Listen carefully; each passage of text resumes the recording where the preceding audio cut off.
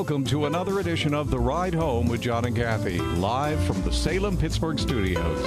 And now here are your hosts, John Hall and Kathy Emmons. Well, it may be chilly outside, but 4 o'clock, we're just getting started, warming up a little bit. Kath, good to see you. I would ask how you are, but I think I already know because you're wearing your Steelers jersey today, although it's a number 7. This is why I wore 7. Because I want to honor a quarterback. And it's the only Steeler quarterback jersey I have. Right. Rightfully so. It's the Big Ben jersey. Right. But funny, I don't have the Trubisky jersey available. Well, you'd be on a little bubble there if you went out and bought it. A couple weeks ago, you could have that would have been a lot of optimism to go buy the Trubisky jersey. Right. Early in the season. After yesterday's game, though, you might want to jump on that bandwagon. Brought it. He sure did. He brought it. I was so happy for him. Me too. You know, everybody around the country, but especially here in Pittsburgh, just goes so hard at every coach and every Steeler player. I know it's what we do. It's like, our favorite, pastime. But to see some guy who is totally maligned, who loses his job publicly, who has to be humiliated, and that's just what it is when you're a starting quarterback and you get benched, right? To see him come out yesterday and perform like that, fire. I loved it. He had a point to make. I absolutely loved it. I was happy for Tomlin. Mm-hmm. The coaching seemed excellent to me, and I feel like he was able. All sorts of voices around the sports spectrum are saying, has he lost the room? Are people tired of his message? Maybe he needs to go to another city. Yeah, we're done. I was geeked. I'm still geeked. I'm wearing this shirt. I'm happy about it. Number 7. Thank you. Just think of it as the quarterback jersey. Is that okay? Yeah, because we've got at least three quarterbacks in play at this point, right? I didn't think Pickett looked very good yesterday. No, he did before he went out. I certainly hope builder. He's feeling well. I hope he is too. He's not going to play Sunday. I know it. I can't imagine he would. Because even if he's okay, nope. based on the current climate with concussions, there's no way they are playing him. And they shouldn't play him. No, I think so too. Right, because if something happens, then, there's, what the heck? What's going on? Okay, what happens though? The Steelers game is Sunday night against the Dolphins. Play your hot hand. Do you do? Oh, yeah. See, I don't know if you do. No, 100%. Because Let's go. You've already decided Pickett's your future. So even if Trubisky plays great on Sunday night. You got to keep him in. Oh, you got to play him. I think so. Play him until the train runs out of steam and then jump back to... Yeah, but then if you jump back, it's not like jumping back to Pickett. Kenny's going to be ready to go. He's still on the learning curve. Yeah, but he's not learning if he's not playing. Well, he's watching. And you think that's enough? I think it is. Yeah, play your hot hand. Why, you would say if he's ready to play, bring Kenny Pickett back? Maybe. Probably. Really? I'm not Probably because you've already decided this is where we're going. Yeah. And so the sooner you get there, the better off you are. It's a long season. Right? A lot can happen. So I don't Mitch know. showed I could himself. be persuaded. I think I need time. I think Mitch showed himself, right? So there was a good reason why he was benched. There was a good reason to bring him back. So you let it go until the horse runs out of steam. That's all I'm saying. Well, why not even bring it up? Because we have to wait and see what happens Sunday night. It's not like we're assuming. Right. It's not like we should be assuming that Trubisky's going to be great and all of a sudden we're going to have a big controversy. And tomorrow, I was Coach jumping ahead, John. Well, yeah, I don't think tomorrow Coach Tomlin's... Not the first time I've done that. Of course not. Tomorrow they're going to go, hey, Coach, I heard on John and Kathy yesterday that they said Mitch should be your guy. Somebody might. Right. He'd go, well, that's obvious. He'd say something truly profound in a very funny, backhanded, dry way. As he is wont to do. All right. Hey, a lot going on, right? I'm ready. Think there's some news going out there? I've got some news items for you. I've got 4 of them, in fact. Fabulous. Then good. Please, without further ado, Kath, looking at the news, give us the top 4 at 4. For Monday, the 17th of October, 2022, number 1. Satellite photos analyzed today by the AP showed a fire that burned through part of Iran's notorious Evin prison had damaged one of the largest buildings at the complex. 8 people killed in the blast. Now, we know Evin prison because that's where the Americans that are held hostage are kept. But it also holds thousands of people convicted by Iran's opaque, they're calling it, according to CBS News, court system on charges ranging from theft to murder. CBS News learned that both of the Iranian Americans held in Evin prison were safe as of Sunday, but one of them was moved to solitary confinement. Number 2. The Swiss government sent a draft law to Parliament seeking to fine people who violate a national ban on face coverings up to 1,000 Swiss francs as it seeks to implement a burqa ban law. Boy, that's interesting, right? Sure is. The proposal to ban facial coverings in public won a narrow victory in a binding referendum last year after being launched by the same group that organized a 2009 ban on new minarets. Quote, the ban on face coverings aims to ensure public safety and order. Punishment is not a priority, the government said in a statement. The government suggested waiving the ban on aircraft, in diplomatic premises, and in places of worship. Well, they certainly ought to ban it in places. You can't be enforcing something, or you can't be enforcing something like that in place of worship. Coverings linked to health, safety, climatic conditions, and other local customs would remain valid. Artistic performances and advertising would be exempt, according to Yahoo. The city of Cologne, Germany, has now allowed the call to prayer. I didn't know that. Yeah, as of last week. It happens only once a day and only for 5 minutes, but the door's open. Number 3.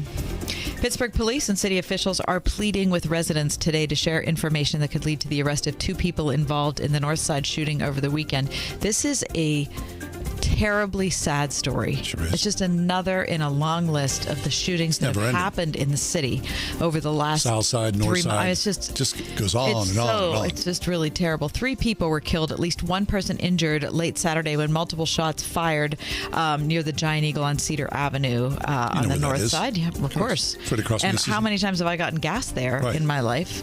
The Allegheny County Medical Examiner's Office identified 2 of the victims as Jacqueline Mihalik, aged 33, of Muncie in Lycoming County, and Betty J. Averett, 59 years old, address unknown, who were both innocent bystanders who had been at the bus shelter nearby. Doesn't that break your heart? It's just horrible. Breaks your heart. No place is safe. A visibly frustrated Mayor Ed Gainey described the shooting as senseless violence and pleaded with the public to come forward with any information. Quote, there's no reason anybody should want these killers on the street, he said. Say something, and together we can solve some of this. Number 4, and the Steelers, of course, won an improbable victory over Tom Brady and the Tampa Bay Buccaneers yesterday. It was glorious, and that is your top 4 at 4. Okay, here's a question. Did the Steelers win the game, or did Tampa Bay and the Bucs lose the game? What do you say? You can make a case for both of those, right? That Tom Brady was not Tom Brady that we were used to seeing. He looked bad, didn't he? Especially the first quarter, he looked awful. That was so satisfying. He took Wednesday off, went to a wedding on Friday. Right. Robert Kraft has gotten married. That's a whole other story. And then Saturday didn't do a walkthrough with his team. No. So he showed up unprepared, I would say, which is uncharacteristic of Tom Brady. Yeah. Do you think he's regretting coming back? He's getting a divorce, it looks like. Yeah. Playing very mediocre. All for what? It seems like some kind of personal crisis to me. A bit. Can't step away. Speaking as somebody who's never met Tom Brady and just comments on what I see publicly. Right. But that was a bad game. It was a bad game, And I have to say, as much as a human being, I certainly hope that he, gets his life together. It was so great to see him ruined on Heinz Field. When you realized that they were going to win, you were like, holy smokes, my God. man. Yeah. I didn't believe it until the end. I thought the last 5 minutes, I thought, what's going to happen? We're going to turn the ball over, and he's going to get the ball. He's going to go right down the field and score a touchdown. It'll be over. Yep. But it didn't happen. Happy to say. Here we go, that Steelers. Did not occur. All right, take a quick break. As we always do every Monday, we go right to the White House. Greg Clugston is with us. He's going to give us an update around the nation's capital. Stick around. It's The Ride Home. Pittsburgh's Christian Talk on Word FM. 101.5 WORD. Maybe you just paid off your credit cards or retired a car loan, but as significant as breaking financial shackles may be, breaking the bonds of sin is far more important. But can you even experience freedom like that in this lifetime? John MacArthur points you to the answer in his study called Freedom from Sin here on Grace to You. This is John MacArthur inviting you to listen to Grace to You every weekday morning at 7 a.m. on 101.5 Word FM. When you need your dollar to go further, you need the Original Mattress Factory. We hand build our mattresses and box springs in our factories and sell them factory direct in our own stores. We cut out the middleman and pass the savings on to you. You get a better quality mattress at a better price compared to mainstream brands. When your wallet is feeling the squeeze everywhere from the gas pump to the grocery store, real value is more important than ever. Visit an Original Mattress Factory location today to see our factory direct difference for yourself. Experts estimate that return rates for some online mattress companies may be as high as 20%. That's because the only way to know if a mattress is the right fit for you is to test it out before you buy. The Original Mattress Factory's no-pressure shopping experience means you can take all the time you need to find the mattress that meets your needs. You can even see how we hand-build our products in our local factory showroom. Visit an OMF location near you to experience the Original Mattress Factory difference for yourself. Trish heard one of our radio ads recently and gave us a yell. Ryan, she said, I keep hearing that mortgage interest rates are annoyingly up, but I'll keep it real. I'm struggling with bills, I haven't taken a vacation in years, and my back patio looks like Godzilla visited. And then, I keep hearing how much home values have gone up. Would it be wrong to pull that new cash out of my home to use for this stuff? It's Ryan from United Faith Mortgage. And yes, rates are annoyingly up. And so for some, it could be wrong to do a cash-out refinance. But for others, the recent home value rush is still a once-in-a-lifetime opportunity. Trish eliminated her credit card debt, turned the backyard into an oasis, and kept some money back for a vacation and rainy days. And her plan is, when these annoying rates settle back down, she'll refinance then to lower the rate. If you're curious what a cash-out refinance would look like for you, we are United Faith Mortgage. United Mortgage Corp, Melville, New York. NMLS number 1330. Pennsylvania Department of Banking and Securities. Mortgage lender license 22672. Hello, this is John Guest. We would like to invite you to a citywide prayer gathering at Christ Church at Grove Farm, Thursday, October the 27th, 6:30 to 8 in the evening, to pray together for the next midterm election, that candidates will be elected who will stand for biblical values, and that Christians will get out and vote in what will be a monumental critical election. This is John Guest. Go for it.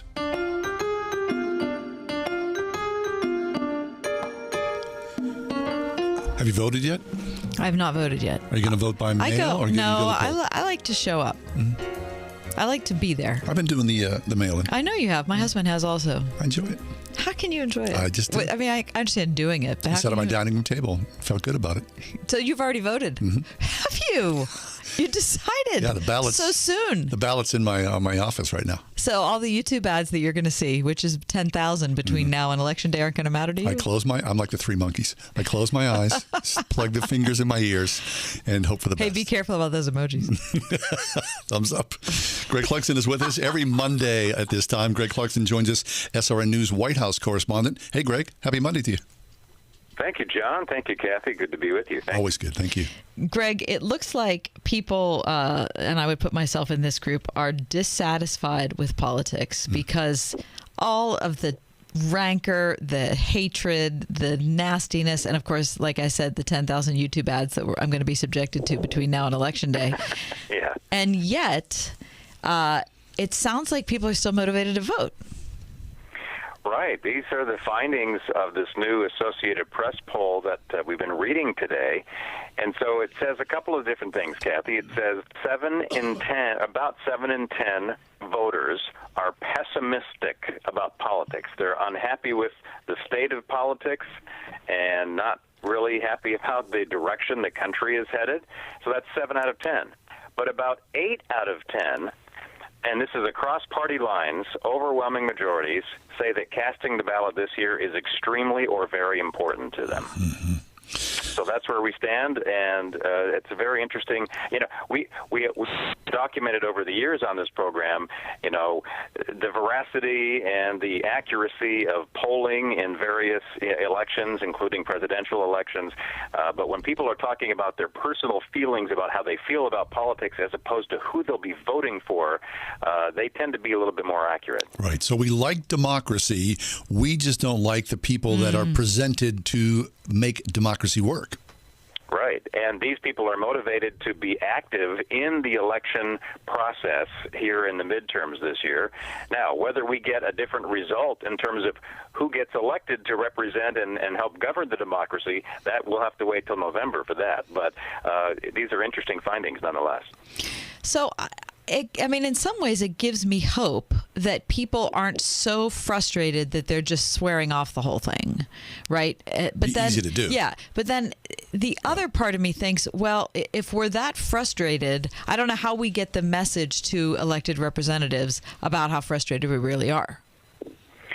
Sure, because if either the same types of politicians or the same policies or whatever are continually to be voted in and reinforced by the electorate from either party, and the result ends up being the same in terms of stagnation and gridlock and the animosity that we've been talking about in the political arena, then you're right. It doesn't seem as if there's any sort of message getting through to the politicians and the political parties to either change their approach or change policies or try to make things better. So, it's a little up in the air as to exactly what the result will be of the election, but certainly what the attitudes are right now are very stark. Right. Greg Clugston with us, SRN News White House correspondent. So, Greg, speaking of polls, we just talked about the AP poll. Siena College has another poll, and if you're a Republican, it looks like things are looking up, which is a surprise. Right. A number of months ago, we were talking about this predicted red wave that Republicans would be, going in and easily grabbing control of the House and possibly regaining control of the U.S. Senate for total control of Capitol Hill here in Washington, D.C. And then as the summer went on, Supreme Court announcements were made and some other factors took place. Gas prices started coming down. Then we started seeing all of these stories about how the Democrats were getting some new life, and some of these races were flipping in favor of the Democrats. And now, just 3 weeks from tomorrow, unless you've turned in your mail-in ballot, then you've got these last few days of people saying, or analysts and polling showing that it looks as if Republicans are looking more competitive, and even if it's not a red wave, it may be enough to turn the tide in Washington, D.C. So, again, it goes to to how accurate a lot of these polls are, but it also goes to the fluidity of how people are feeling, because gas prices have started to tick up again. Yep. Inflation, as we know, has been stubborn throughout this entire period of time, and the economic pocketbook issues are often the final determinant for a lot of voters. Greg Clugston with us, SRN News White House correspondent. Greg, so of course it's no surprise that at this point nothing's going to happen in the nation's capital over the next 3 weeks, right? The focus is going to be completely on midterms, and that's pretty much it. Pretty much, yes. It's gotten a little quieter here in Washington because Congress is in recess. The president is at the White House right now. He was out, though, on the West Coast doing a mix of both official events and political events. But even the official White House events these days have a real flavor of political campaigning to them as well, which is true for any president who's in office and is out at midterms or during general election cycles like this. Now, the president he had a late addition to his schedule today and was announcing that the application process for his controversial student debt cancellation program, that online application is now up and running, and so he did take time this afternoon to announce that. But the schedule, you're right, Kathy, is going to be focusing on all of the midterm races, because obviously every member in the House, if they're not retired, they are running for re-election every 2 years. And then we've got a number of key Senate races, and like in Pennsylvania, some key governor races across the country this year as well. So Congress is in recess, Greg. I guess my question is, how do you know?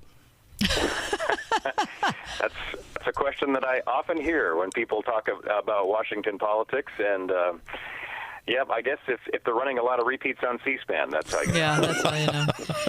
Greg, as soon as the midterm elections are over, that has to be about the time that Biden decides whether he's going to run for re-election, right? Yeah, we've heard that, around the holidays, so it may not be immediately following the midterms. I mean, I guess it possibly could. The sort of the conventional thinking, if there's any value to conventional thinking or wisdom, is that he would take the holidays, maybe Christmas over New Year's, and discuss things, one last time with his family, which is what we've had some hints about, but nothing firm. But yeah, we are getting close in terms of the number of weeks away from what is an eventual or expected announcement from what he has said and what the White House has said so far about his plans on running for re-election. Mm-hmm. So it's hard to believe. I mean, here we are.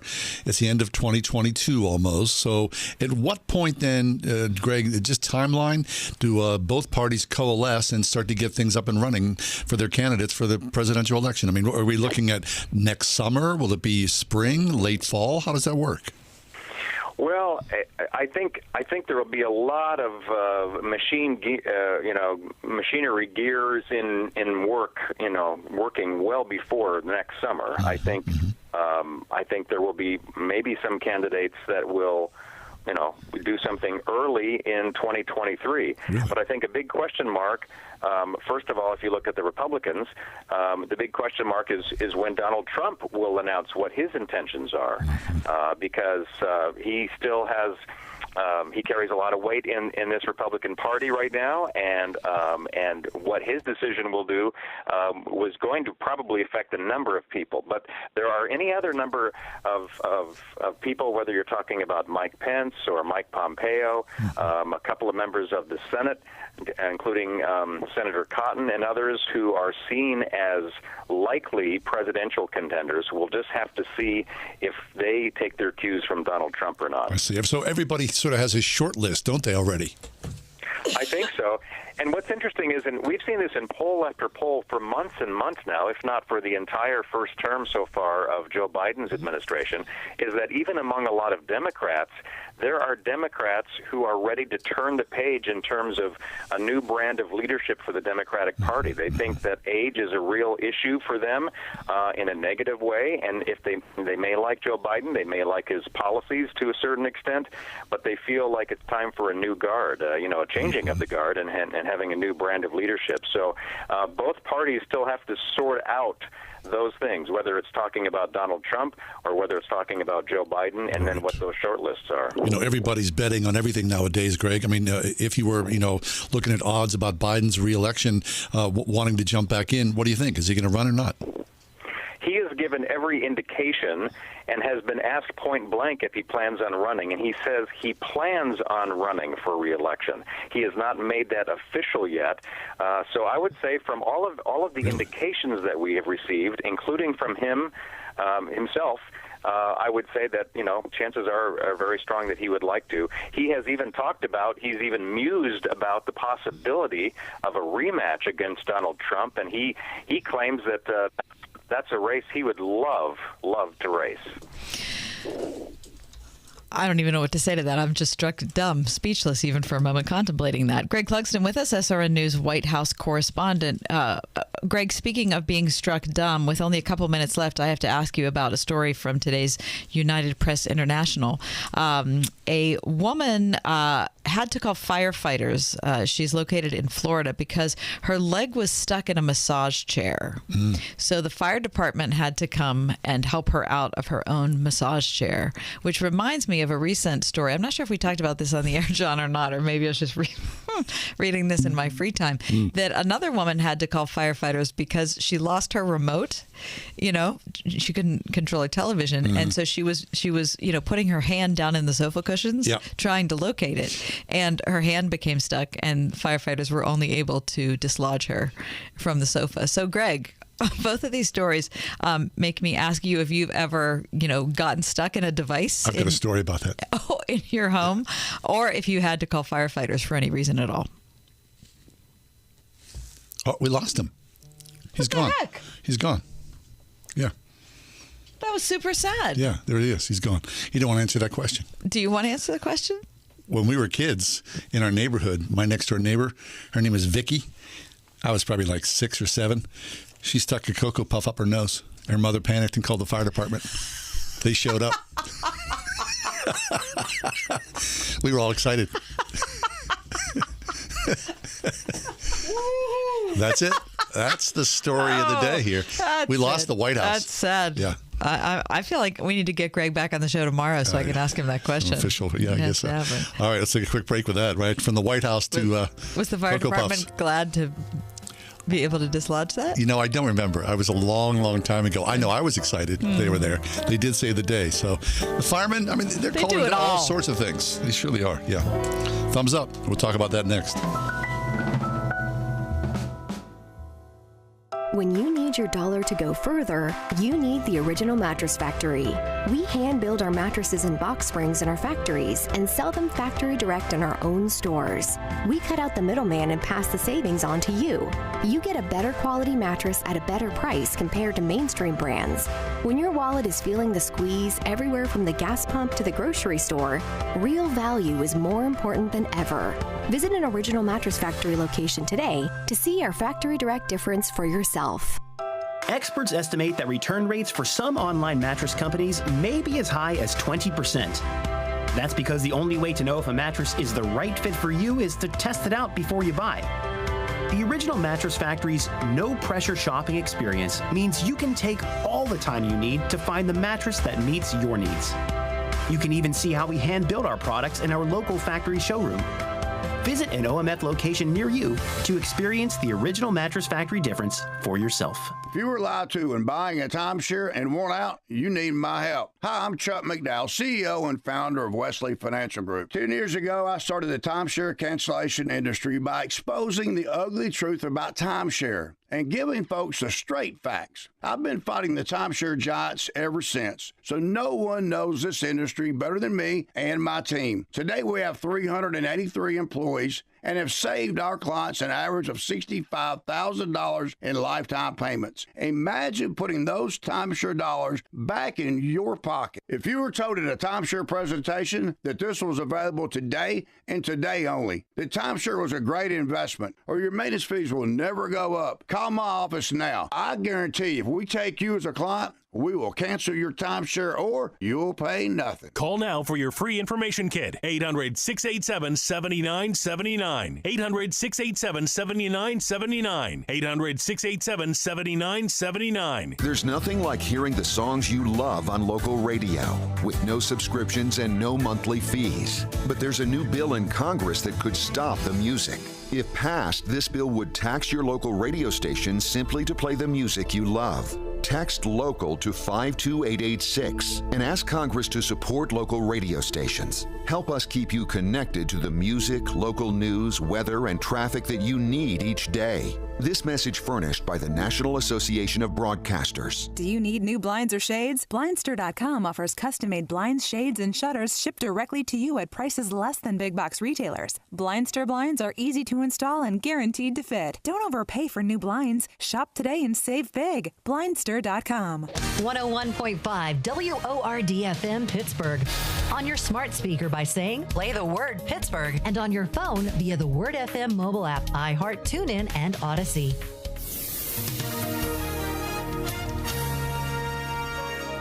Low clouds tonight, freezing temperatures in the normally colder spots. Tonight's low 34. Rather cloudy tomorrow and cold with a rain or snow shower in spots in the morning, followed by a shower in spots in the afternoon, high 43.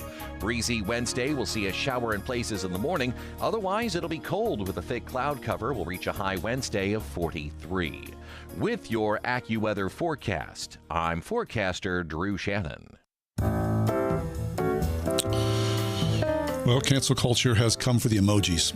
Gen Zers are calling out the popular thumbs up emoji for being rude and even hostile, saying that they feel attacked whenever they see it used in the workplace. A Reddit poster confessed to, quote, not being adult enough to be comfortable with the thumbs up emoji, end quote. Others chimed in to agree and to call out the common emojis such as the red heart. Quote, for younger people, the thumbs up emoji is used to be really passive aggressive. It's super rude. If someone just sends you a thumbs up, they added, I also had a weird time adjusting because my workplace is the same. Older workers appeared flummoxed by the reaction, noting that they use the thumbs up in work-related chats to signal, I approve or I understand and will obey. Okay, wait, I need to back up. Okay. Or just hit pause. I use the thumbs up myself. Sometimes I use the double thumbs up in our work-related text messages. I didn't mean to tell you I'm upset. Listen, because I feel like, John, you usually hit the, say, Gary sends us something, and you hit the, like the reaction button, like button. You know what I mean? The like button, yeah. The like button, kind of. Yeah.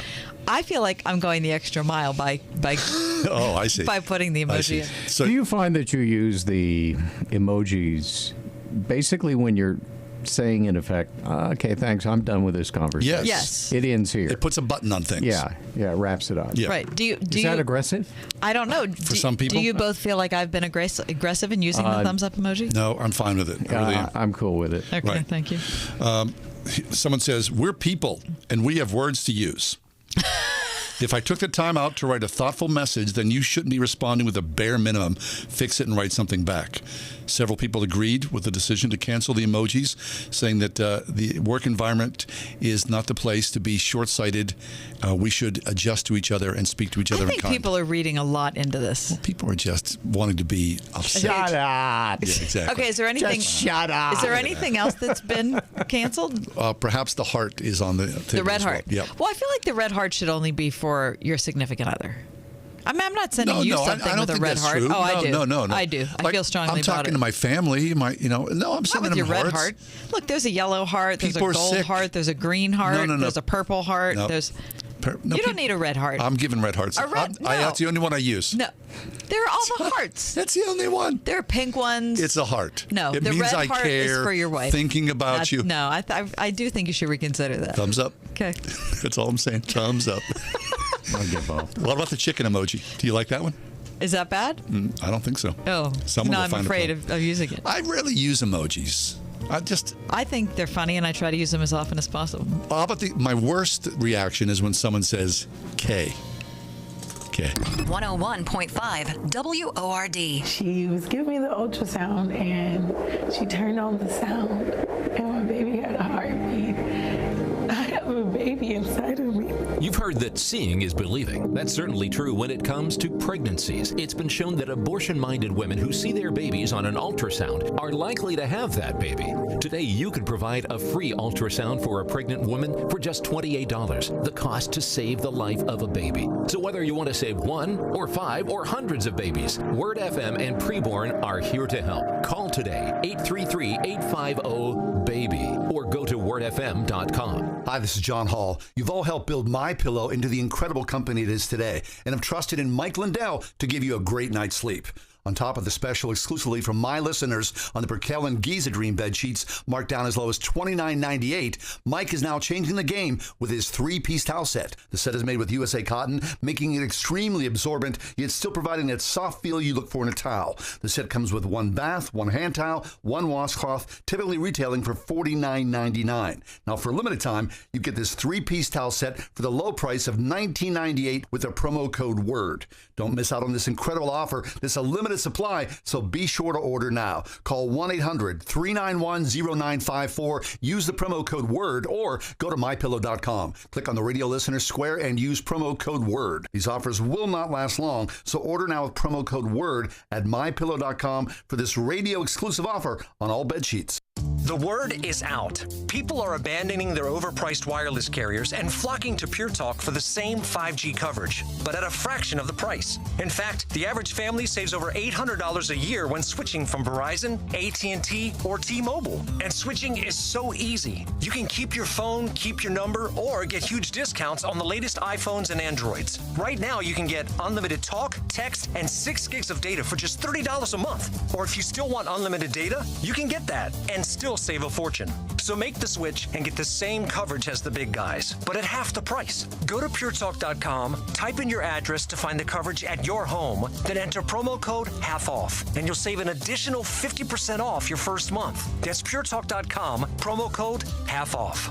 Switch to Pure Talk and get unlimited talk, text, and 6 gigs of data for just $30 a month, because Pure Talk is simply smarter wireless. Hello, this is John Guest. We would like to invite you to a citywide prayer gathering gathering at Christ Church at Grove Farm, Thursday, October the 27th, 6:30 to 8 in the evening, to pray together for the next midterm election, that candidates will be elected who will stand for biblical values, and that Christians will get out and vote in what will be a monumentally critical election. This is John Guest. Go for it.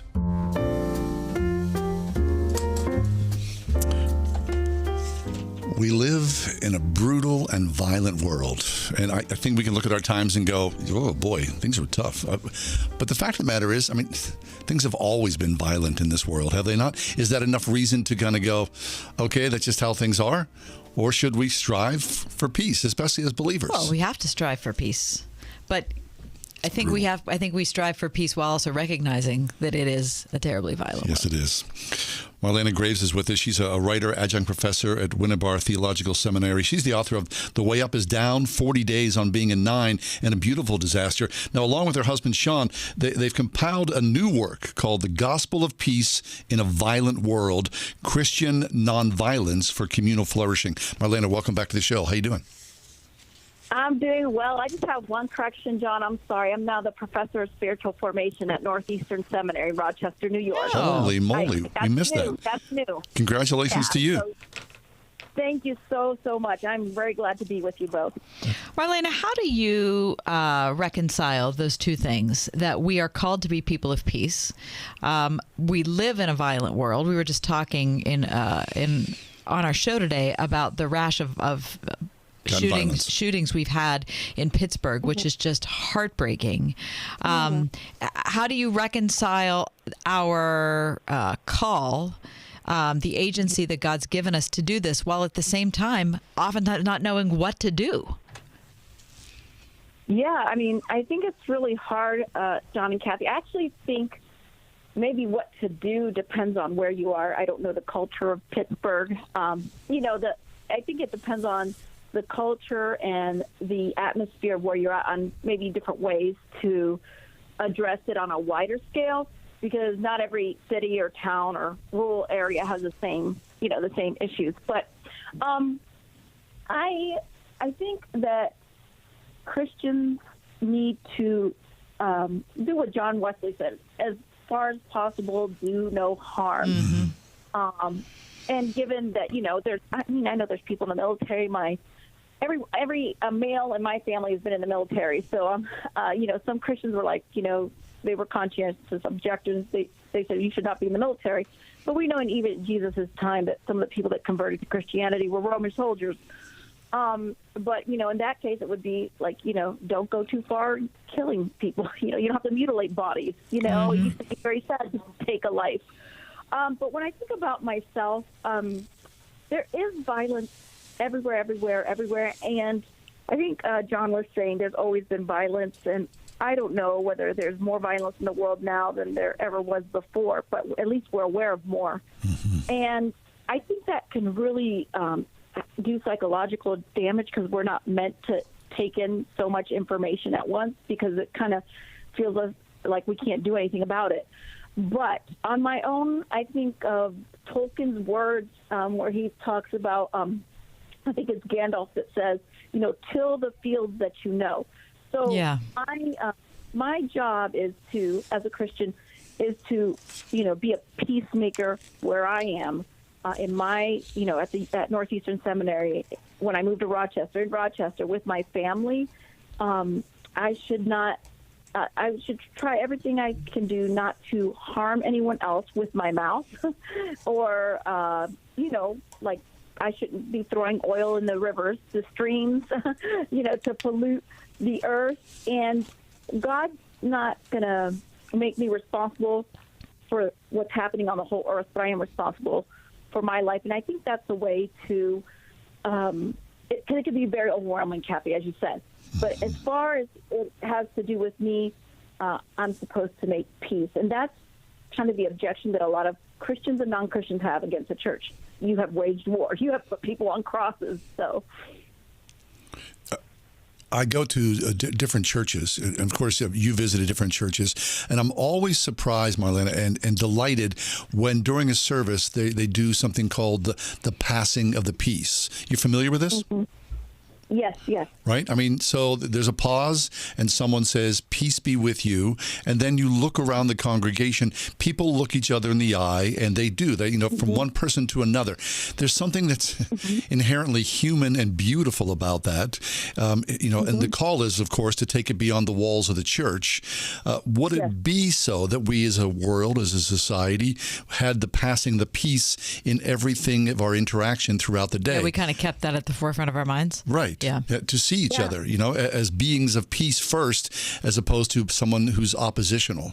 I mean, so talk about that. And, of course, you and your husband, Sean, have compiled the Gospel of Peace.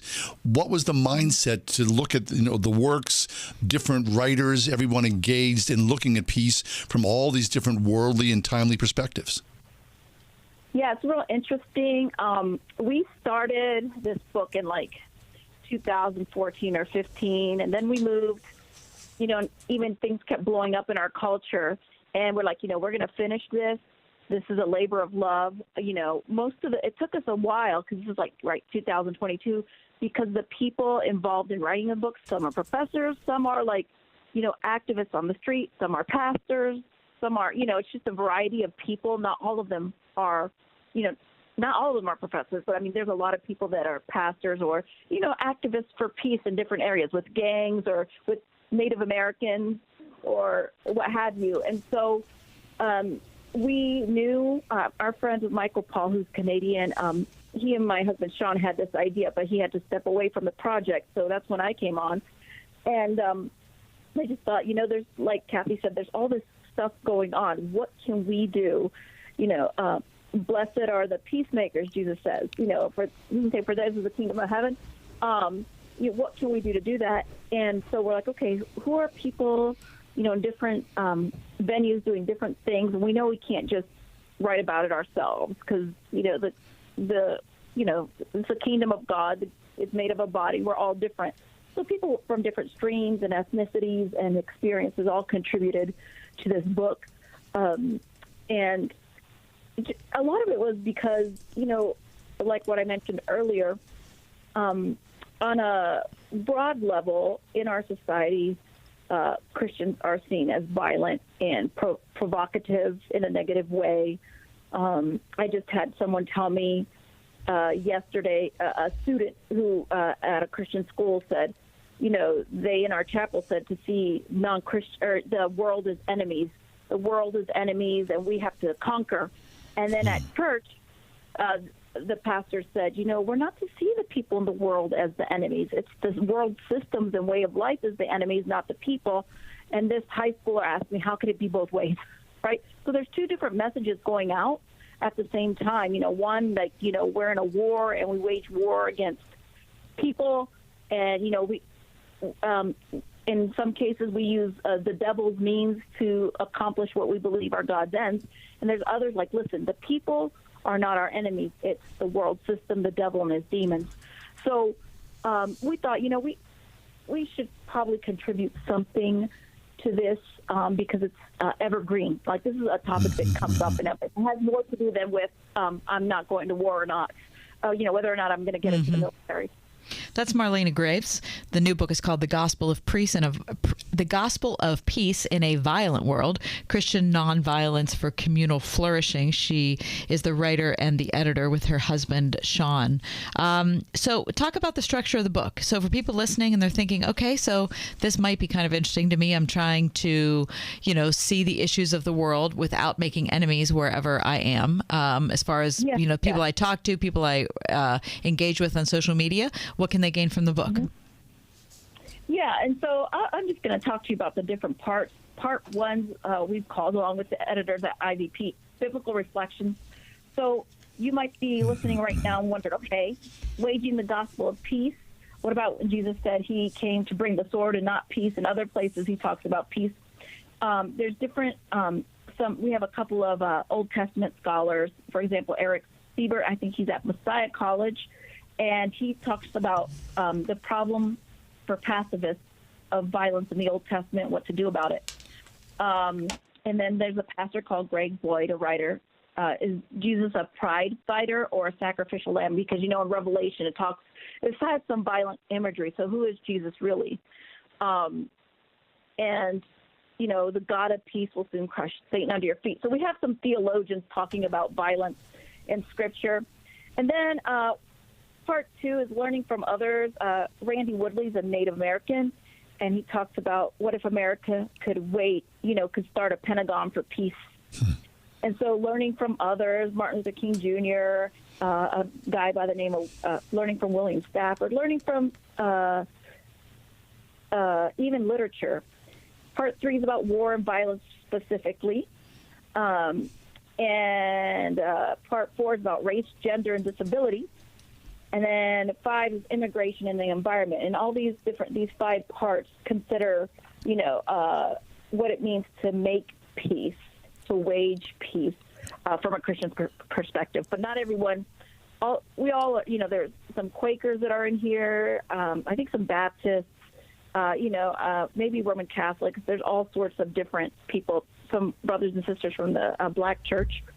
So it's wide ranging. And Marlena, I liked what you said early on about the work, that it's an evergreen piece. And of course, we talk about here in radio, and an evergreen is something that's applicable. You could go back to this subject again and again and again. It's never going to go out of style. Mm-hmm. It's always evergreen. So peace is evergreen. Yeah. Mm-hmm. Very good. Mm-hmm. Well, listen, I think it's really interesting. The work that you've done here, it's a very comprehensive piece. It's, as you might imagine to our listeners, it's a very large piece. It's also a very deep piece as well. So, Marlena, congratulations on this. This is exciting. We look forward to having it as an evergreen piece, and let's come back and talk about peace again. All right. Thank you both for everything you do. I appreciate it. Our pleasure. That's Marlena Graves. Talk about checking out a book that's, you're right, you could get into now. You could read it 5 years from now. You could get it 10 years from now. The Gospel of Peace. In a Violent World, Christian Nonviolence for Communal Flourishing. That's interesting. Okay, so as we're talking, we've got a friend who's law enforcement, and he sent us something. He said, when I started as a cop in the 90s, the murder rate in Allegheny County was at its highest. Gang wars raged and is actually down considerably. It's just that we have quicker news media video and more awareness due to those modern technologies. So he sent me a little slide here. Pittsburgh homicide rates in 2018, 75.4% of homicide clearance rates. Now, I'm not quite sure what clearance rates are. 2021 was 51.7. 2022 is 31.1. So these numbers show that violence is down, even though we think, holy smokes, the city's on fire with gun violence. I have to hear more about this clearance rate. Me as well. The IRS doesn't mess around. If they want your money, they'll take it. They can take your paycheck and bank accounts too, even threaten your home or business. Don't take on the IRS alone. If you owe back taxes, the smartest thing you can do is call Optima Tax Relief. The experts at Optima specialize in a powerful IRS tax assistance program called the Fresh Start Initiative. And their clients that qualify are saving thousands. One call starts the process to stop the demand letters, stop aggressive collection actions, and stop the IRS from targeting you. But don't delay. It's important to act now while you still have options. Optima is A+ rated with the Better Business Bureau. Optima has already resolved over $1 billion of tax debt for their clients. Get your life back. For tax help you need, for tax help you can trust, call Optima now for your free consultation. Call 800-965-1433. 800-965-1433. 800-965-1433. Optima Tax Relief. Some restrictions apply. For complete details, please visit OptimaTaxRelief.com. I was talking to one of my sisters recently, and she said that she refused to even look at her 401k and her retirement investments because the thought of doing so made her a fidgety, anxious mess. So out of sight, out of mind. I get it, and I'm sure you do too. But the good news is we've been here before, and hopefully sooner rather than later, we'll hear the strains of happy days are here again. In the interim, the family at United Faith Mortgage wants to remind you that if you're a homeowner, you're sitting on a pile of cash because home values have gone bonkers. And so your home can be a portal into a cash-out refinance, providing you with an immediate source of money to pay off debts, do some home improvements, or just build up your nest egg again. United Faith Mortgage, where the direct lender advantage is everything, saving you lifelong money. United Faith Mortgage. Faith and family matter. United Mortgage Corp, Melville, New York. NMLS number 1330. Pennsylvania Department of Banking and Securities. Mortgage lender license 22672. An Oral-B electric toothbrush delivers a professional, purifying, clean feeling. So if you want a round brush head inspired by dentists, come and get it. And if you want a brush that cleans 100% better than a regular brush for cleaner teeth and healthier gums, what you waiting for? Oral-B is the brand dentists worldwide use the most. So maybe it's time you... come and get it. You get it. Oral-B. Brush like a pro. How is your drive to school? Let me tell you, I had to get my iced coffee first. I just can't seem to put it down. My favorite rapper just announced a tour. My phone was buzzing like crazy. I'm so excited. I had to text all my friends right then to talk about it. Then, someone started calling me and... Let's try that again. I turned my phone off right away. I never drive distracted. Visit StopTextStopWrecks.org. A message brought to you by the National Highway Traffic Safety Administration, Project Yellow Light, and the Ad Council. The Appalachian Trail. It's mythical in some ways, isn't it? Well, it's so long. Yeah. And the terrain is difficult. Mm-hmm. But have you been on parts of it? Yes. Yeah, I've been on parts of it. That's not the same as doing the whole thing, is it? It is not. No. We were, I forget, maybe in Shenandoah. We walked onto the trail for maybe a half an hour. Right. I was in New England. And you think. Right. So the stalwarts, I mean, I've known people who have done the trail in portions. Sure. Right? I'll spend the Pennsylvania part. Right. 2 months or whatever. They go out there. It's the rare person who does the trail in one long stretch. It doesn't happen. I mean, it does happen, of course, but can you imagine? Okay, there's a story here about a local couple, and this was in today's Trib. They're talking about, how horrific these last couple of years have been.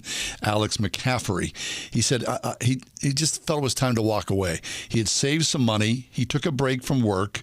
And after his girlfriend, Amy Bowser, graduated from college, they took the opportunity to walk the Appalachian Trail. Which is 2,200 miles. Yep. He's 26. She's 24. Earned a degree in computer engineering. Headed to Georgia's Springer Mountain to begin a 2,200-mile journey, Mount Cadane in Maine. So according to the Appalachian Trail Conservatory, a group dedicated to preserving and protecting the path, 3 million people visit every year, and 3,000 people of those 3 million attempt to through hike or traverse the entire trail. So McCaffrey and his girlfriend, they took off. He lives in Harrison City. He said everybody has sort of a nickname on the trail. Okay. His nickname was Candyman because you're walking all day, burning calories. So every time they would come off the trail, they'd go to, spend the night somewhere or go to a store. He would buy loads of candy, eat the candy, and then give the candy away to people that he met on the trail. Then they travel. They're close to the end of the trail. At one point, he gets down on his knees and he proposes to his girlfriend. Oh, really? So at some point, it looks like they're going to get married on the trail. That's awesome. Mm-hmm. And I mean, I just can't imagine. Did you read Bill Bryson's book? Yes, I did. Is it called A Long Walk? Yes. Okay. It was hilarious. It was hilarious. But it was also eye-opening because I really didn't know how demanding it was and how crazy people get on the trail. They're carrying these packs that average about 25 pounds each. And that's a tiny pack. Yep. They walk on average 15 to 20 miles per day. And people start to get a little, loopy. Yeah. Right. Shin splints, twisted ankles. They can't sleep. Yeah. They're sick. They don't want to leave the trail. They don't want to stop. They don't want to give up all the miles they've already put in. Yep. But they've got an ear infection or they've got mono or you name it. Can you imagine?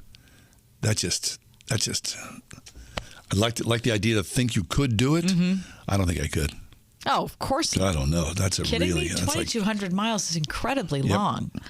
So plus, you have to be, in a lot of places you're camping. Right. Some places you can be in a cabin. Other places you have to get a hotel. I mean, it's just you have to be able to plan on the go. Yeah, you have to catch and fetch. It's not for the faint of heart, is it? Yeah. How are your ankles? My ankles are good. I have bad ankles. They run in the family. Oh, really? I have bad ankles. As a kid, I was a runner. I'd always twist my ankles. Oh, is that right? Those ankles would like balloon up. My one son, he's got bad ankles as well. That's a whole thing. So you're not going to be on the trail? I don't think so. No. Okay. Well, congratulations to them. Mm-hmm. Not just for finishing, but for the engagement and all of fabulous. that. I love it. Wonder if their kids will get on the trail at some point as well. Well, I mean, you're jumping ahead that they're going to have kids. I'm just thinking. Goodness sake, give them a minute to breathe. Yeah. Crying out loud. We need to take a break. No, we don't need to take a break because we're going to go up to the top of the hour. But when we come back, after news and weather, we're going to talk about how a knock on Neil Armstrong's door is still reverberating. It's a really cool story in yesterday's Washington Post. We'll also talk about post-COVID. I keep saying that with like my fingers crossed, post-COVID. It's not really. Nursing homes still not recovering and still haven't recovered from the pandemic. Also, coming up in the 5 o'clock hour, does this make sense? And 10 important maintenance tasks that we want to know if you are performing at your own house. Clean your gutters. It's a little work around. I've never, not a single time. Ever clean your gutters? No, fortunately, I'm married to somebody who has.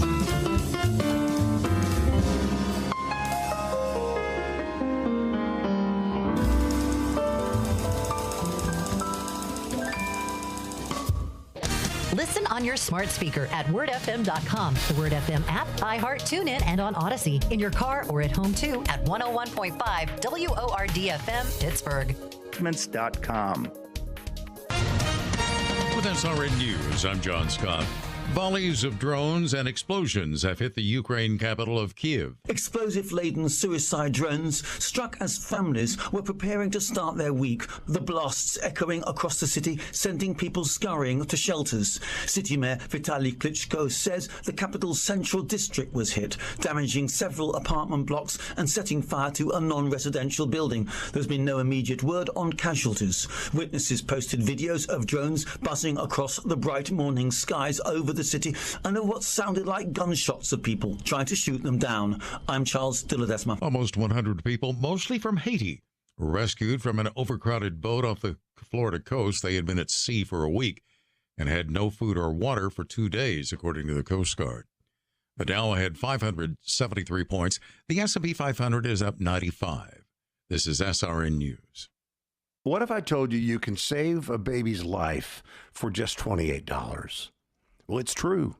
Preborn is a ministry doing just that with the help of people like you by offering free ultrasound sessions to pregnant girls and women who otherwise might choose to end their pregnancy. We know that pregnant girls and women who can see their babies on ultrasound are far more likely to choose life. Your gift today can save babies' lives.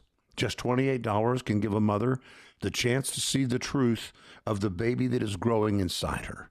$140 can do this for 5 girls and women. Whether you want to save one baby or 5 or hundreds, that opportunity is just a click or phone call away. Call 833-850-BABY. That's 833-850-2229. Or click on the Preborn banner at wordfm.com. Losing your family's home movies and photos would be devastating. That's why Legacy Box exists. To preserve your family's recorded moments digitally, ensuring they're safe forever. Think of the time and money your family invested to capture family vacations, birthdays, even your wedding. Recording a lifetime of memories was a commitment. Camcorders cost thousands, and cameras required film and development. Legacy Box is the final step to preserve your family's past. Thankfully, it doesn't require another big investment. Legacy Box is safe, simple, and affordable. Over 1 million families have trusted Legacy Box to convert their analog media to digital.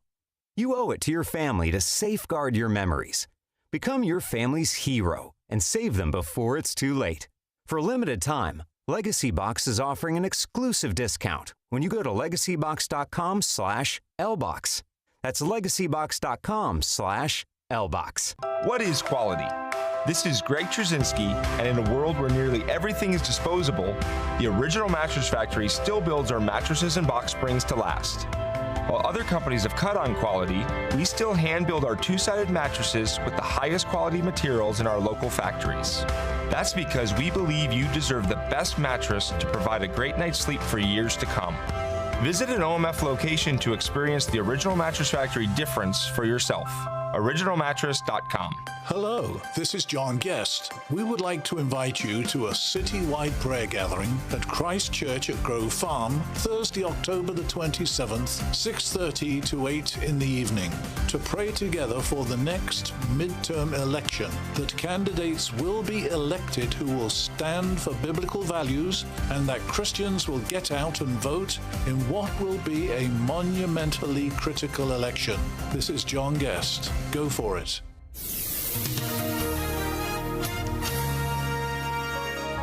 Low clouds tonight, freezing temperatures in the normally colder spots. Tonight's low 34. Rather cloudy tomorrow and cold with a rain or snow shower in spots in the morning, followed by a shower in spots in the afternoon, high 43. Breezy Wednesday, we'll see a shower in places in the morning. Otherwise, it'll be cold with a thick cloud cover. We'll reach a high Wednesday of 43. With your AccuWeather forecast, I'm forecaster Drew Shannon.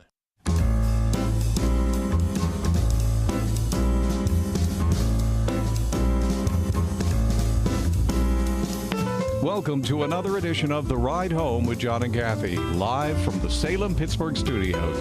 And now here are your hosts, John Hall and Kathy Emmons. Hey, good afternoon. Thanks for coming with us. So there's a story about Neil Armstrong. Now, Neil Armstrong, of course, famously the first human being to walk on the surface of the moon. But there's a new film out. It won an award for a best small film. It's not like a feature-length film, a smaller film. Yeah, so it's like an indie film? Right. The film is called One Small Visit. And here's the poster of the film, One Small Visit. Okay. And it details the story. There's a woman, her name's Anisha Abraham. And Anisha Abraham, when she was a toddler, her parents, who were both graduate students, and her grandmother, they are of Indian descent from the country of India. Mm-hmm. And this was 1969, and they were on a road trip. And they were driving through a part of Ohio when they saw a sign on the highway that announced that the next stop, the next town, was the hometown of Neil Armstrong. So the Abrahams decided, we're going to stop off and look at the town. And they started walking around. Now, you can imagine, this is 1969. The Indian women were wearing saris. Mm-hmm. They looked out of place. But they were invested enough in America and bold enough that they decided to go to Neil Armstrong's family home, the home that he grew up in. And they knocked on the door. How bold is that in 1969? Who answered the door? None other than Neil Armstrong himself, who was visiting his mother and father after completing a world tour celebrating Man on Moon. Now, Neil Armstrong's parents, they were so kind. They invited this young couple and the elderly grandmother and their baby into the house, where they spent time just chatting it up, stories, talking about things. There's a photograph that is featured in this movie of the couple and the grandmother, and they're holding the little baby there, and you can see all five of them together. Now, so they're all out on the front porch, it looks like. Yep, but the interesting thing is Neil Armstrong is not in the photo. I was going to say, so this is Neil Armstrong's parents in this picture. Yes. With the family. Right, you can show the Indian family, sure. Neil Armstrong was the photographer. I don't think you're going to be able to see it from here. No. Neil took the picture? Yes. Yeah. I'm sorry, it's too small for me to really show you on streaming. Yeah, but it's super cool. The film is going to just be in wider release, I think, later this year. One Small Visit. And the cool thing was, I mean, this young woman who was a toddler, it was just like a family story. But she had told the story, of course, how could you not tell the story, over many years. She's now a pediatrician in Washington, D.C., by the way. But she told this story to a roommate while she was living in Hong Kong. And the roommate was like, wait, what? Back up. And then so the woman that she told the story to was so moved by the story, had never written a screenplay, but sat down and taught herself the art of what it is to write a screenplay, presented the screenplay to other people, found funding, and then that's how this movie's been made. Isn't that cool? Wow. One Small Visit. The story of an Indian immigrant family finding their way to the front doorstep of Neil Armstrong's mother and father's house. I love it. So when we look back, especially at America right now, we are constantly looking at horrible moments, terrible decisions, awful government policy, racism, bias, you name it. Very little of the time do we focus or hear about a story like that.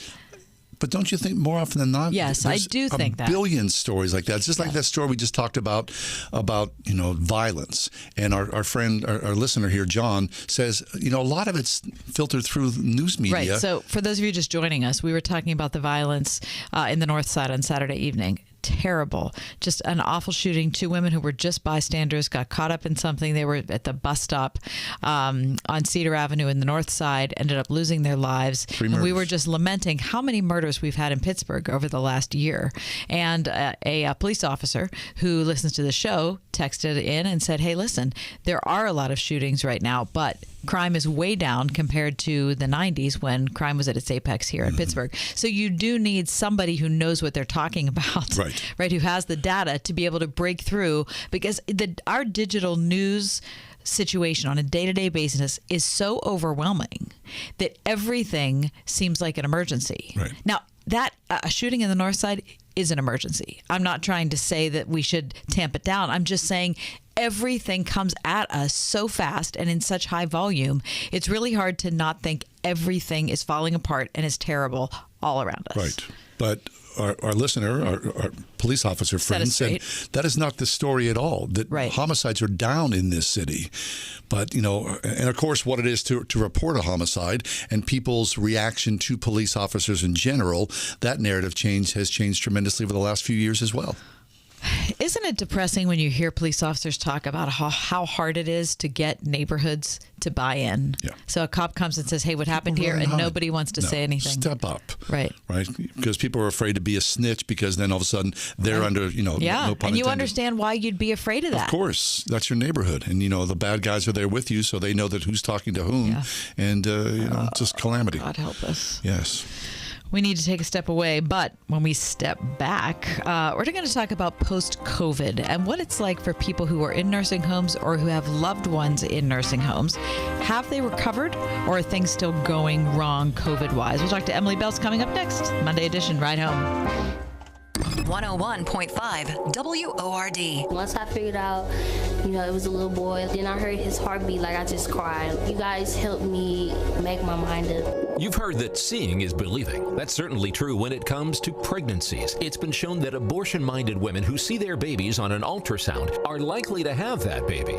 Today, you can provide a free ultrasound for a pregnant woman for just $28, the cost to save the life of a baby. So whether you want to save 1 or 5 or hundreds of babies, Word FM and Preborn are here to help. Call today, 833-850-BABY, or go to wordfm.com. Hi, this is John Hall. You've all helped build MyPillow into the incredible company it is today, and I've trusted in Mike Lindell to give you a great night's sleep. On top of the special exclusively from my listeners on the Perkel and Giza Dream bed sheets marked down as low as $29.98, Mike is now changing the game with his 3-piece towel set. The set is made with USA cotton, making it extremely absorbent, yet still providing that soft feel you look for in a towel. The set comes with 1 bath, 1 hand towel, 1 washcloth, typically retailing for $49.99. Now, for a limited time, you get this 3-piece towel set for the low price of $19.98 with a promo code WORD. Don't miss out on this incredible offer. This is a limited supply, so be sure to order now. Call 1-800-391-0954. Use the promo code WORD or go to mypillow.com. Click on the radio listener square and use promo code WORD. These offers will not last long, so order now with promo code WORD at mypillow.com for this radio exclusive offer on all bed sheets. From Kingstone Studios, no vacancy, an incredible true story comes to Salem now. Now they want to purchase a motel and turn it into a shelter for homeless families. A demoted journalist, a recovering addict, and a pastor fighting for the homeless find themselves at the end of hope. I got 45 signatures right here, Mayor, against this proposal from my neighborhood. Let's stop this. It's like the grapes of wrath. Starring T.C. Stallings, Sean Young, and Dean Cain. Feed the hungry and house the homeless. That's what we're supposed to do. It means you have tenants. I know. You're going to have them leave today, or I'm going to terminate your lease. You didn't want to do this piece. Things change. You have to run it tomorrow. No, not a chance. The nicest thing anybody ever done for me. Streaming now. Find it at salemnow.com. Welcome to Hope. Train up a child in the way they should go. Well, you know the rest. It's a calling you take very seriously as a Christian parent. And Trinity Christian School in Forest Hills seeks to honor your commitment by working together with parents to prepare students who are academically sound and spiritually ready to take their place in the world through a classical approach to education that helps build a faith from which they will never depart. Trinity Christian School, one of the top K-12 schools in Allegheny County, at trinitychristian.net. You have any connection at all with nursing homes? I mean, not a current connection, but I've had family members in nursing homes. Mm-hmm. I spent a lot of time in nursing homes over the years. Mm-hmm. Emily Belz joins us from Christianity Today. She wrote a really interesting, beautiful, moving piece that nursing homes still haven't recovered from the pandemic. And Emily, it's not a surprise, but your reporting, it really hits home. Thanks for being with us. Oh, it's good to be with you. I'm glad it hit you that way. Emily, talk about what we see now in nursing homes in America versus before COVID. Well, we all know that people in nursing homes tend to be lonely. They tend to not have a lot of visitors, but COVID, of course, made that a lot worse. And part of that was, people got out of the habit of volunteering for nursing ministries. A lot of activities like exercise classes and jazz classes and reading clubs that happened just within nursing homes before the pandemic stopped happening. So you see a real drop in not only in-home activities that were available and maybe just eating together in a big dining room, but also a drop in nursing home ministries and their volunteers. So people, for their own safety, right? I mean, in our neighborhood, literally, I bet you I live 50 yards from a nursing home. And so we would visit, but of course during the pandemic, you couldn't go into the nursing homes. People were just forbidden. They just shut things down. So I remember going and standing by the window and having a conversation and waving to people. I mean, so that alone, I think, scared everybody away. And so now that, restrictions have somewhat lifted, it's harder to get back into the habit again.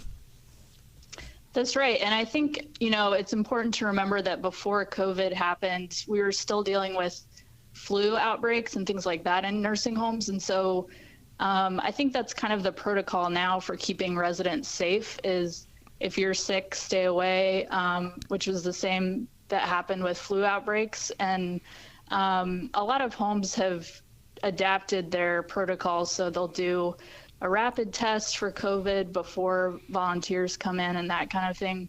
I think it's possible to do visits and volunteering opportunities in a safe way now, at least according to the people that I interviewed. And the homes are really, the staff need ministry and they need support. And so I think a lot of places are trying to be more open to people coming back in, but it's still tough. There's shutdowns whenever one case happens in a home often because of federal guidelines on that kind of thing. So it's still a little bit of a touch and go situation, but I think it's possible to visit in a safe way.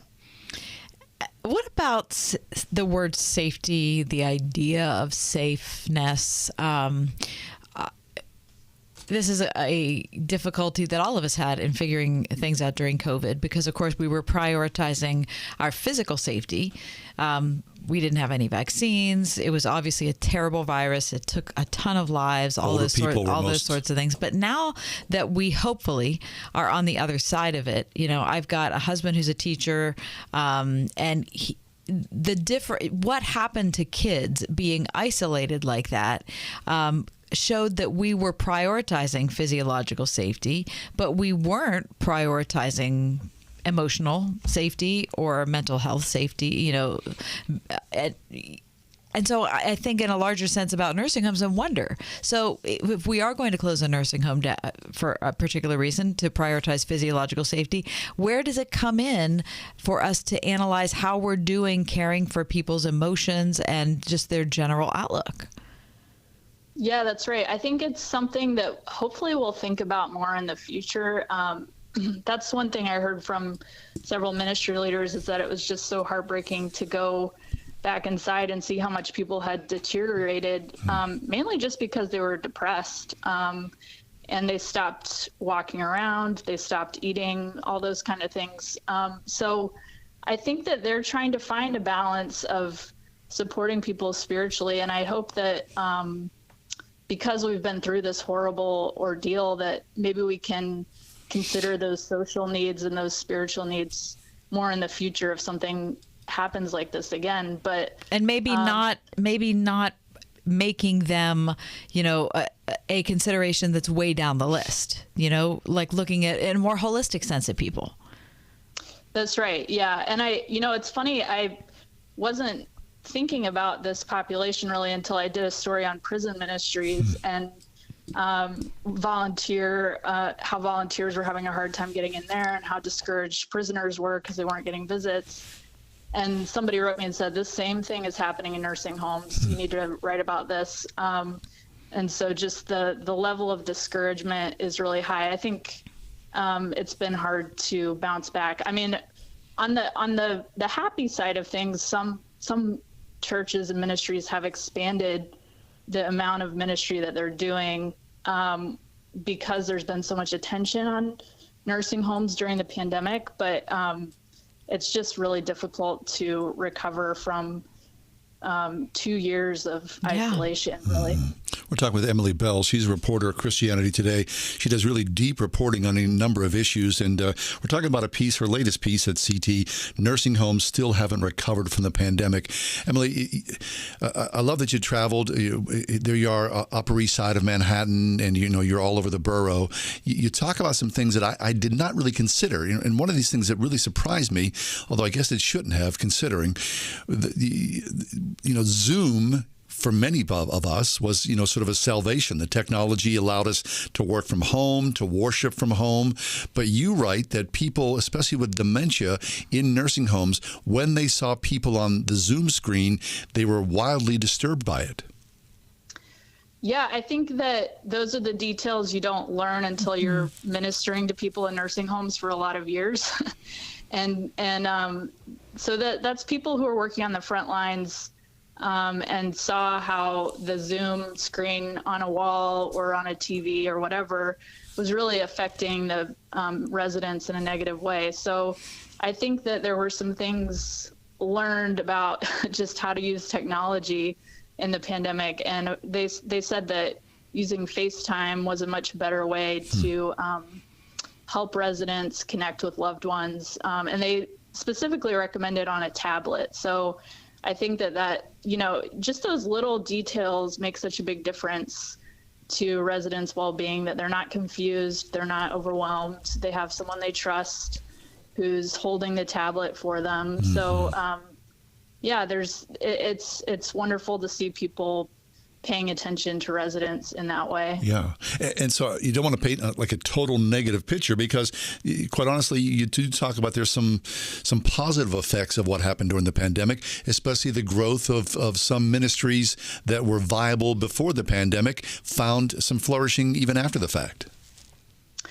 Yeah, that's right. And, 10th Presbyterian Church, which is in Philadelphia, they had a nursing home ministry before the pandemic, but it was kind of a monthly thing. And then they had 2 of their members go into a nursing home down the street right before the pandemic. And that kind of changed their whole calculation on everything. And so as they were ministering to their own members who were in a nursing home, they decided we need to really increase what we're doing. And so they now have a weekly Bible study. They go in and they do communion separately. They have a worship service. So they've just really expanded what they're offering at that nursing facility. And I think, you know, as long as the staff know that you're trying to help them and be a support to them, I think they're really willing and excited to have ministries come in. So I think there's a real open field for people to go be friends, be volunteers to these residents. It's an opportunity. Emily Belz is with us, talking about her article in Christianity Today on nursing homes still recovering from the pandemic. Emily, when I look back on the early days of COVID, I think none of us knew what we were doing or what we were dealing with. And I am continually grateful I was not in a position of leadership, as in, you know, governor or president or whatever, because you're making decisions about something that's unprecedented. And so I don't mean to be harsh when I say this, because, you know, there's a lot of grace that we can give to one another. But also we have to learn from our mistakes. And you cited a quote from the Journal of the American Medical Association, talking about COVID, and you quote here, although the regulations were deemed essential for COVID containment, the continuation of this lockdown for a prolonged time has resulted in potentially irreversible physical, cognitive, psychological, and functional decline. So, of course, our hope is that people who are in nursing homes can regain what was lost. But also, I think it's important to say that if we come up against something like this again, we have to remember stuff like that.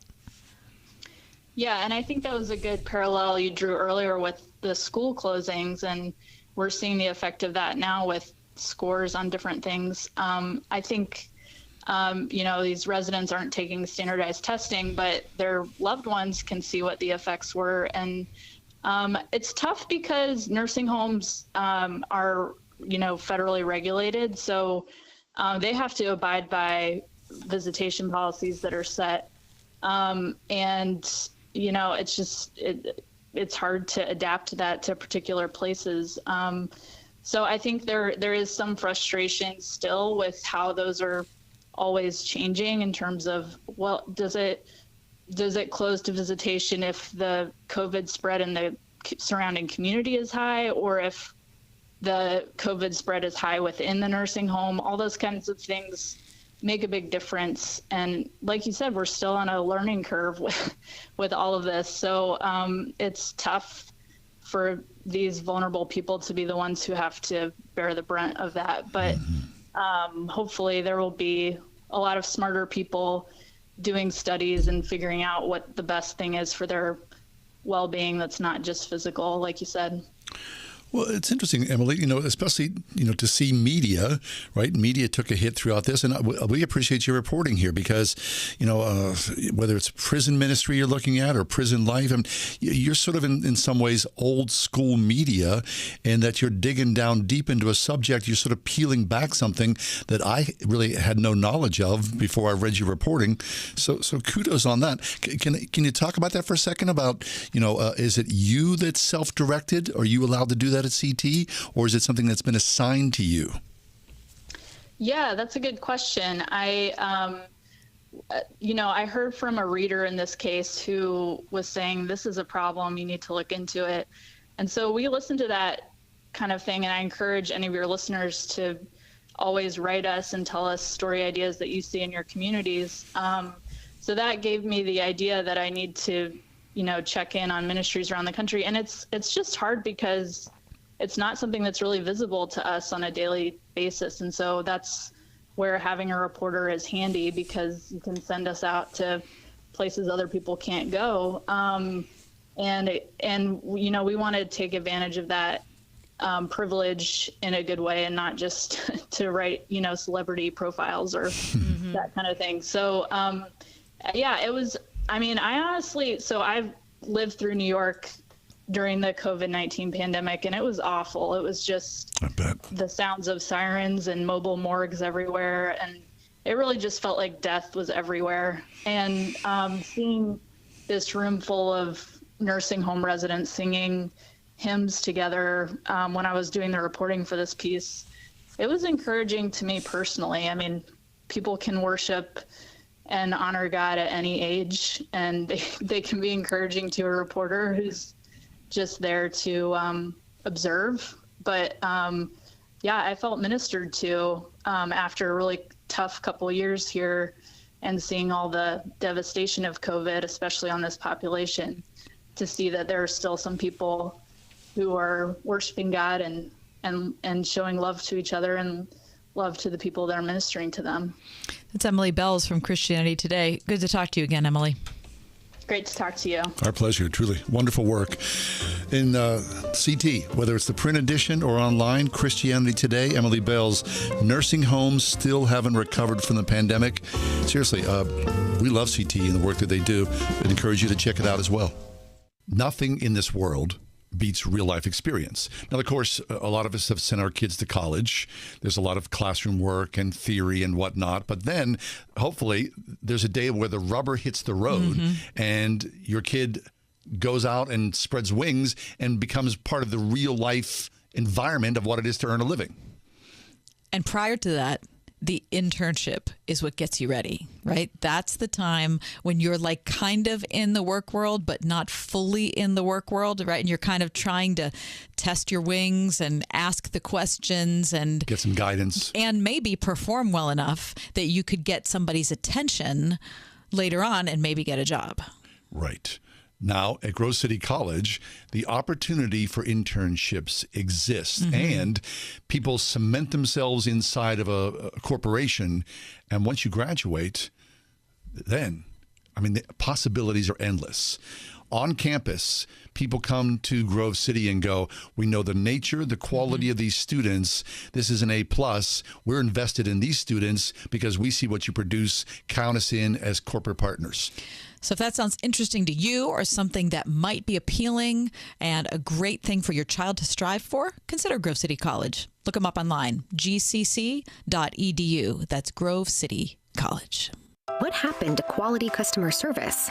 These days, it feels like most companies just treat you like a number. It can be difficult to find a real human to speak to when you have a question or need assistance. At the Original Mattress Factory, we have a customer-focused philosophy.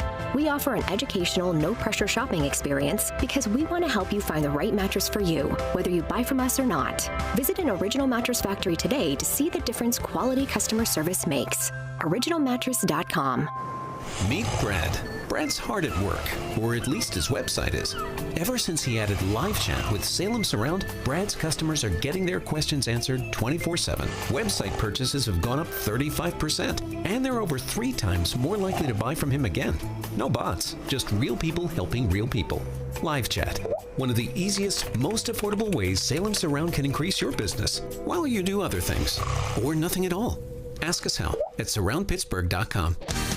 Ask Alexa to play the word Pittsburgh to hear us there. We're on your Google speaker too, plus iHeart, TuneIn, and on Odyssey. 101.5 WORD-FM, Pittsburgh. This radio station accepts political advertising. In fact, we are required to do so by federal law. We understand that not all of our listeners will agree with statements or positions taken by all of these candidates, and sometimes neither do we. This radio station is an important part of this community, and therefore the candidates want to bring their message to you via our airwaves. We do so as a public service, and we are required to do so. Regardless of your position on these issues, please make sure you register to vote so your voice is heard.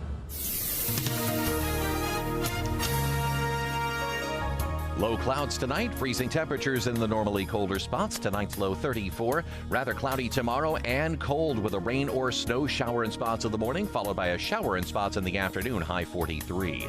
Breezy Wednesday, we'll see a shower in places in the morning. Otherwise, it'll be cold with a thick cloud cover. We'll reach a high Wednesday of 43. With your AccuWeather forecast, I'm forecaster Drew Shannon.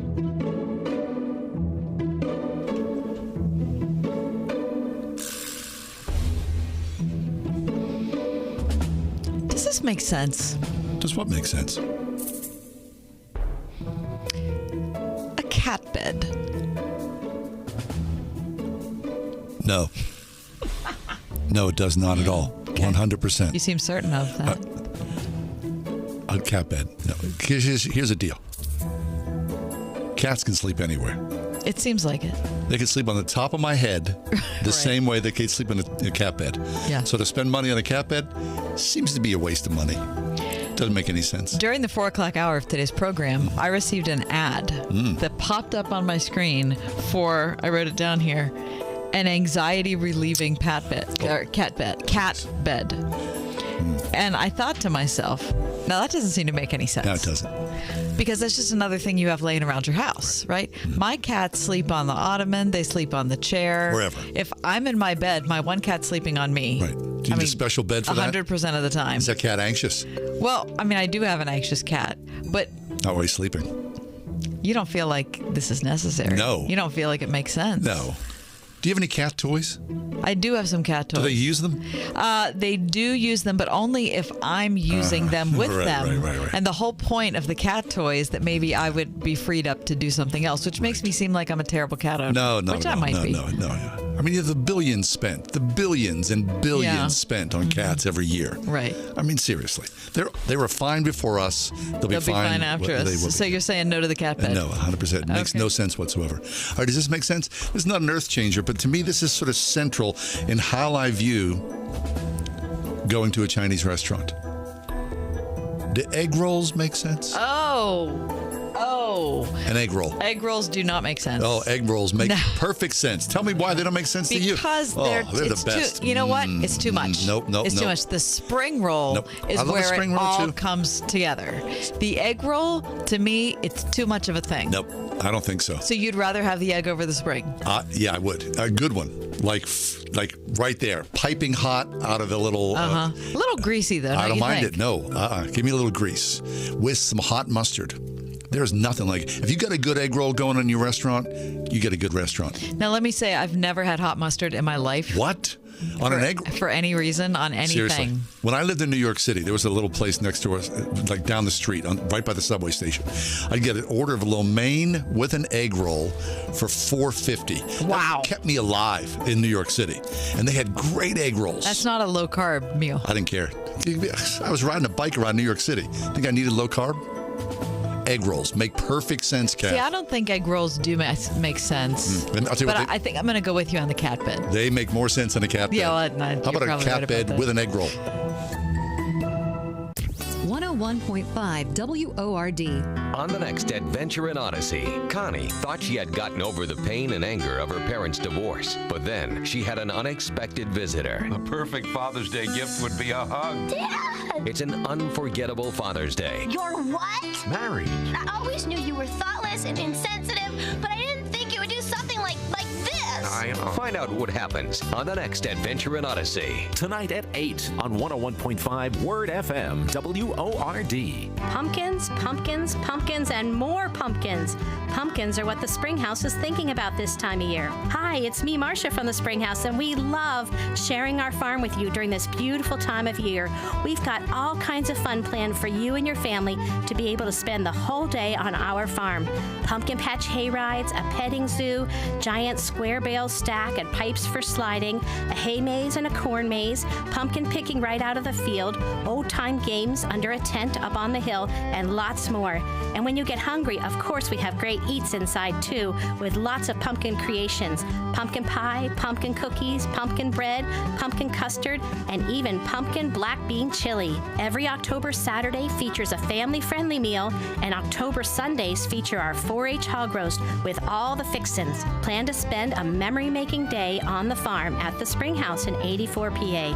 724-228-3339 or springhousemarket.com. What if I told you you can save a baby's life for just $28? Well, it's true. Preborn is a ministry doing just that with the help of people like you by offering free ultrasound sessions to pregnant girls and women who otherwise might choose to end their pregnancy. We know that pregnant girls and women who can see their babies on ultrasound are far more likely to choose life. Your gift today can save babies' lives. Just $28 can give a mother the chance to see the truth of the baby that is growing inside her. $140 can do this for 5 girls and women. Whether you want to save one baby or 5 or hundreds, that opportunity is just a click or phone call away. Call 833-850-BABY. That's 833-850-2229. Or click on the Preborn banner at wordfm.com. Bachman's Roofing and Solar is your local award-winning roofer. Stop waiting. It's time to inspect your roof and protect your home's #1 asset. With no interest and no payment financing for 12 months, Bachman's Roofing is your easy choice for roofing, gutters, and solar. Did you know Bachman's Roofing is one of the #1 GAF solar integrated roofing installers in the USA? Go with Bachman's. Go with solar and install the roof that pays for itself. Call 412-744-8390 or visit bachmansroofing.com. Changing the weather makes you look at your house a little differently as you transition from summer to fall. And if you pride yourself on keeping your home in tip-top shape, you're the kind of homeowner that takes the necessary steps to keep your house running like a well-oiled machine, or at least you think you're taking all the right steps. The hard truth, apparently, is that many people overlook a number of important tasks. This is in today's Wall Street Journal. 10 important maintenance tasks that experts say many homeowners miss. Now, I was surprised by some of these. All right. Mm-hmm. This is a guaranteed guilt producer. No, it's not meant to. It's just meant to. I'm still going to feel bad. No, don't feel bad. Okay, I'm ready. Clean your refrigerator's condenser coils. Most refrigerators have condenser coils. I have not either. But now I don't feel guilty. I just get anxious. Okay. Here's what they say. Most refrigerators have condenser coils across the bottom or at the back of the unit that cool and condense the refrigerant. The problem is that these coils can collect dust and pet hair and get clogged, forcing your refrigerator to work harder to stay cold. The result is decreased efficiency and poor cooling performance. So just pull the refrigerator out, look for those coils, clean them off. Well, how I vacuum them? You can clean them off with a little duster or a damp rag. Okay. Mm-hmm. Could you come over and help me with that? No, I cannot. Sorry. Okay. That's why you have your husband there at home. It's his job. Well, yeah, but he's at work, and so if we did it in the morning, you're not. Because how am I going to pull the refrigerator out by myself? On the weekend. Okay. How about this one? I never do this either. Clean your refrigerator's ice cube maker. What? Now I got to clean the. Yeah. What do you mean by the ice? What are we? You mean the pan that the ice goes into?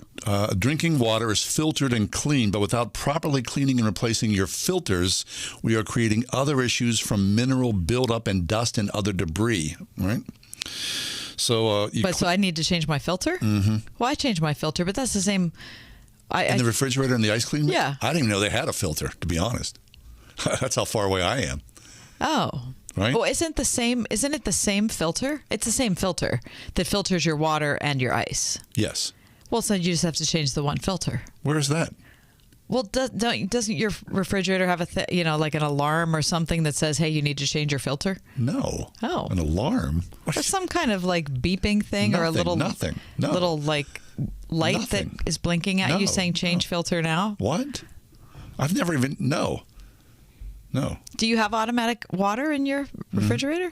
Automatic water. Okay, well then you definitely need to change the filter. Okay. I mean, every 3 months. What? Yeah. I've had this refrigerator for maybe 5 years. Oh, and you've never changed the filter? No. I don't even know where it is. Garrett, do you have a filter in your fridge? You got a filter? I don't think so. See? Thank you. We never use ice. Oh, we use ice every day. I don't like ice. I love ice. Neither does my wife. What? Oh my gosh! Interesting. Go to Europe. Some people don't drink ice. Come on. I had a very long time in Europe. I love ice. Why do you all like lukewarm things here? It's not lukewarm. It's the worst. If you order a Coke if you drink Cokes, which I don't, but if you order it in a restaurant without ice, it's pitiful. It's still cold. No, it's not. It is. It is not. And you get way more Coke. Calling that cold is so generous. It was not cold. Good grief. It's tepid, perhaps. Let's move on to the next thing. All right, you're going to love this guilty. one. All right, clean your bathroom's exhaust fans twice a year. Oh, how do you do that, though? Take the whole thing out. Doesn't it come down? I don't know. It comes down a little spring thing. Does it? Yeah. And so you vacuum it again, or am I using a damp cloth? Mm-hmm. Most homeowners know it's important to clean their dryer's lint screen. Yeah, I always do that. But we don't think about our bathroom fans. I don't. Mm-hmm. Don't you have to? So you have to unscrew it and take it down. You can do that. Yeah, I'm sure. It depends upon what kind you have. Okay. All right. Flush the water heater for it to perform better. I just the water. I just put a new water heater in. How do you flush your water heater? You're good. There's a little valve there at the drain or bottom. something? Yeah. I never It builds up. Again, a mineral buildup, right? So what you drain all of the water out of your tank? Not all of it. Not all of it. Just to, mix it up a little bit. And then what do you do? Just let it fill up again? Yeah. What good does that do? I don't know, flushes it. What do I know? Who am I, Bob Vila? Sweep the chimney to avoid fires. It would beg the question why you brought up this topic, Gary. Well, because there's things here that are very important. I do the chimney sweep thing. You do? You do? Yeah. The chimney sweep? We have like 80 fires a year. Whoa, 80 fires? Wood burning fires. Excellent. So, yeah. Very nice. Yeah, you got to do that because otherwise you could burn the house down, right? Just about did. Thanks. That'll Okay. get you. That'll get your attention, right? Clean the dishwasher a few times a year. Yeah, I get that. So do you run white vinegar through it? Yeah. Do you do that? Got a little tab. I just buy a tablet. Oh. Burn it. That's Wait, okay. it's like a dishwasher cleaning tablet? Okay. Keep your washing machine mildew free. I do the same thing. Have a dishwasher tablet. You do that? No. There's a washer tablet as well. Cleans the inside of the washing machine. I never. Listen. It's it's self-cleaning. It's a washing machine. No, gunk builds up. No, you don't. How about? Didn't you ever look at your agitator? Doesn't your agitator get dirty? Sounds like a personal question. Well, just asking you. I don't. Doesn't it get I've dirty? never one time looked at the agitator. Well, you don't have boys. You don't look at the agitator? No. Look at the agitator. I thought I was your agitator. Yeah, well, that's true it's a whole as well. different thing. I'll give you a pill. Exactly. Inspect trees and tree limbs near your home. No. Oh, please. Listen, I'm all about that. Oh, I got lots of trees We around just the had the house. arborist out. Did you? Oh, I had the arborist at my Did house you? I in wish the spring. we should have done a twofer. Yeah, we should have. Yeah. He told me to spend money. Yeah, which yeah. Anyway, those are just some, basic home ownership stuff. Well, now I'm upset about the dishwasher washer thing. Well- Listen, it's a thing that washes. Why do I have to wash it? Because it's washing and collecting dirt, so you got to clean the dirt off. But while it's washing the dishes, isn't it washing itself? No, because there's a buildup. There is a buildup in there. I'm just saying there is Look at how earnest he is. There's a buildup. There is a buildup. I mean, does it okay? Thanks, Bob. Say your broom. You sweep the kitchen floor with your Yes, broom. yes. Does your broom not get dirty? Okay, that's a good point. Do you clean the broom? Well, I don't clean the broom, but I should clean the broom. Yeah, you should. How do you clean the broom? A tablet. Get out of Just here. kidding. There's No, broom I take it tablet. outside and whack it. Okay. Sometimes you just spray it off lightly. Yeah, right? okay. Shh. Okay. It gets I have dirty, done right? that. So things that you clean with also get dirty. So you should clean those things. that Okay, you clean but the sweeping, first of all, I said that was a good point, and it was. However, the more I think about it, the more holes I'm coming up with in your reasoning. Because a broom is different than a thing that's It's a agitating receptacle water for and dirt, soap. But you still have to clean the thing that's cleaning, is what I'm saying. I baked banana bread this morning. I just want you to know. Do you know how many bananas? I made 2 loaves of banana bread. 12. 12 bananas? 6 per loaf. How do you feel about that? That's a lot of bananas. Do you like bananas? I love bananas. Do you like banana bread? Yes. Did you clean the pan? Well, that's what I was thinking. I haven't cleaned the pan because I had to come here, and so everything was cooling. Are they soaking? No, because the banana bread is in the pan. Oh, okay. Right. I'm a big fan of soaking. I like agitated. Yeah, of course you do. Are we done here? Yeah. All right, so. we'll step away. Goodness sake. Banana bread and cleaning the things that you clean. I think my banana bread's going to be very good. Please bring some in tomorrow. Do you know there are little slices of banana on top of the banana bread? How about butter on the banana bread? No, you do that? no. I'm Believe doing me, it. what's inside, you're not putting butter on there. I am. Please don't. Very nice.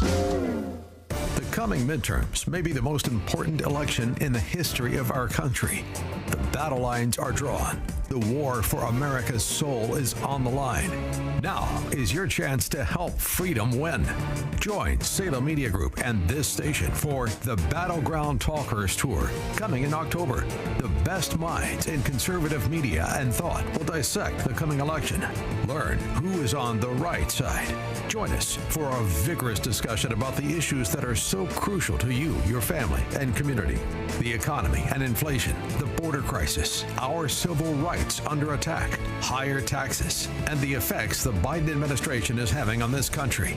The Battleground Talkers Tour will be something you never forget and could make the difference in this coming election.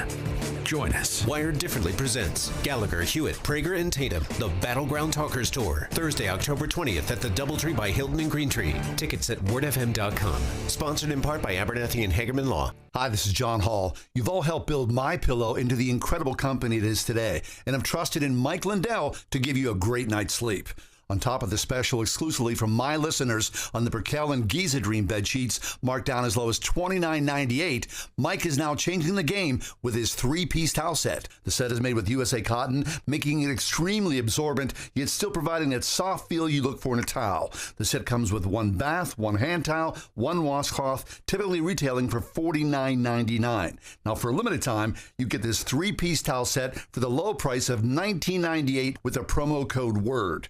Don't miss out on this incredible offer. This is a limited supply, so be sure to order now. Call 1-800-391-0954. Use the promo code WORD or go to mypillow.com. Click on the radio listener square and use promo code WORD. These offers will not last long, so order now with promo code WORD at mypillow.com for this radio exclusive offer on all bed sheets. Want to save big on new blinds? Blindster.com offers custom-made blind shades and shutters shipped directly to you at prices less than big box retailers. Shop Blindster now and save 45% off any order. Just use code RADIO. Offer ends soon. Shop today. Blindster.com. What is a warrior? At Portersville Christian School, it's more than a team name.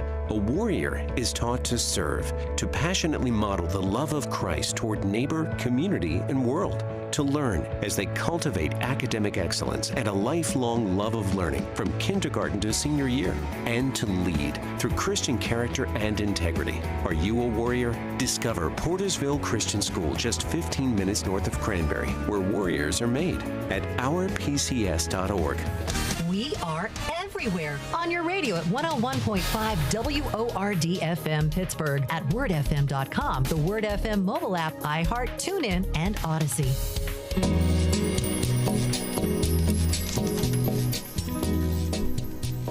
The MacArthur Grants were announced today. The MacArthur Foundation awards a fellowship each year to 25 people, and these people are esteemed in their fields. Probably you haven't heard of most of them or any of them. It's a no-strings-attached grant that is given to each of these people, $800,000. Awarded over 5 years. So these are known as the Genius Grants. Right. Now, John D. and Catherine T. MacArthur have always hated that terminology, the Genius Award, because they feel like too much pressure. It's too much pressure, and they were never labeling anybody as geniuses. They just wanted to recognize people whose work was important, and they wanted to, continue to support it. 25 people every year get these grants. Yes. 800,000 plus. Well, that's a lot. Over 5 years.